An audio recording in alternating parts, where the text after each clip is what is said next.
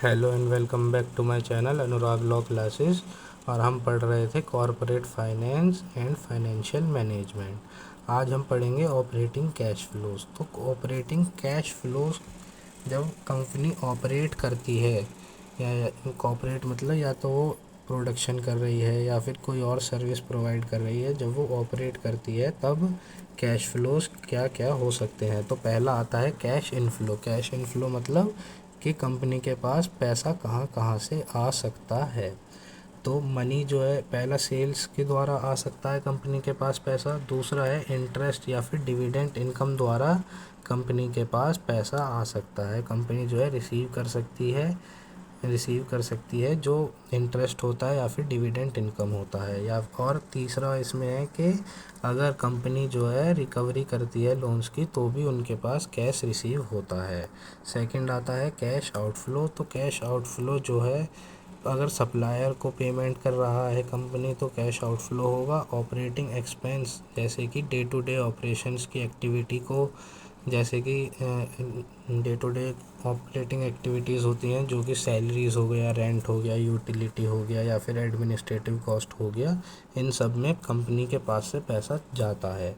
या फिर interest expenses, cash जो है वो पे किया जाता है इंटरेस्ट लोन के या डिबेंचर की इंटरेस्ट में जो पैसा पे किया जाता है वो भी कैश आउटफ्लो माना जाएगा।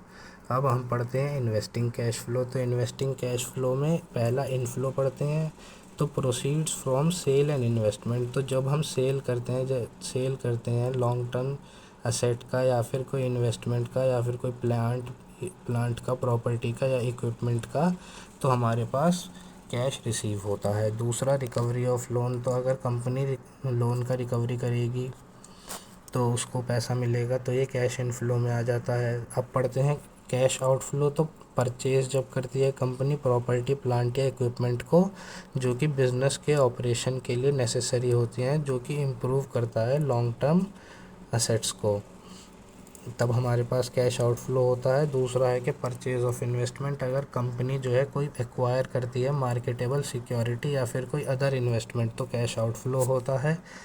Loan made to others. अगर लोन दिया जाता है किसी और को, कंपनी अगर लोन दे रही है किसी और को तो भी कंपनी को पेमेंट करना पड़ेगा, तो ये कैश आउटफ्लो में आ जाता है। अब हम पढ़ते हैं फाइनेंसिंग कैश फ्लोज। तो फाइनेंस में क्या क्या कैश फ्लोज होते हैं। तो पहला इनफ्लो पढ़ते हैं। इनफ्लो में है कि जब कैश रिसीव होता है शेयर इशू करने के बाद, उसको उसमें वो आ जाता है फाइनेंशियल कैश इनफ्लोज में। या फिर बोरोइंग्स या कैश जो है रिसीव होता है बॉन्ड्स इशू करने के बाद या फिर डिबेंचर इशू करने के बाद, जो पैसा मिलता है कंपनी को वो फाइनेंसिंग कैश इनफ्लो में आ जाता है।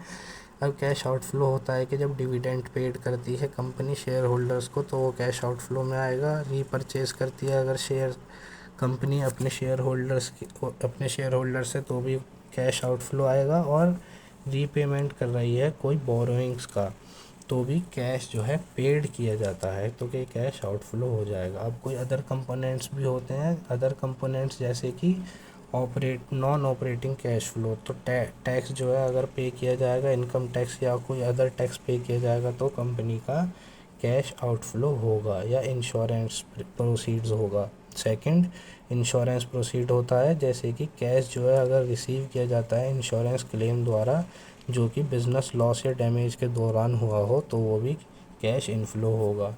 चेंजेस इन वर्किंग कैपिटल में अगर चेंज होगा तो भी कैश फ्लो होगा, जैसे कि इंक्रीज़ हो जाए या डिक्रीज़ हो जाए अकाउंट से रिसीवेबल, तब भी कैश इनफ्लो होगा, जो कि रिज़ल्ट करेगा जो अमाउंट है कस्टमर द्वारा ओ की ओन्ड है वो जो है ये बताएगा। इंक्रीज़ या डिक्रीज़ इन इन्वेंटरी, या तो अगर इंक्रीज़ या डिक्रीज़ होगा तो भी कैश इनफ्लो आउटफ्लो होगा। Increase decrease in accounts payable, अगर अकाउंट्स कैश फ्लो होता है जब कोई चेंज आता है amount of money owned to supplier, अगर सप्लायर को हम पे करेंगे या सप्लायर से रिसीव करेंगे तो भी कैश फ्लो होगा। अगर आप मेरी वीडियो यहाँ तक देख रहे हैं तो आपका बहुत बहुत धन्यवाद। चैनल को सब्सक्राइब कीजिए। Thank you.